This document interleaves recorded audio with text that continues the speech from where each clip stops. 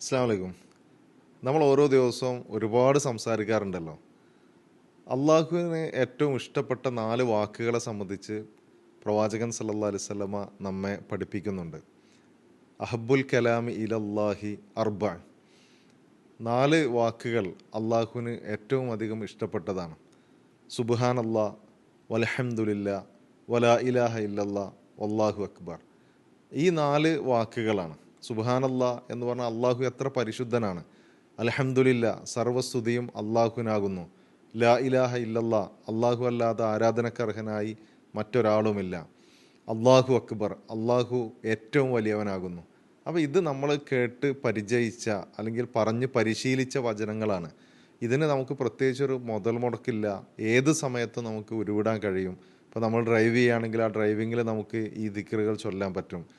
നമ്മൾ പാചകം ചെയ്യുകയാണെങ്കിൽ പാചകം ചെയ്യുന്ന സമയത്ത് നമുക്കിത് ചൊല്ലാൻ പറ്റിയതാണ്.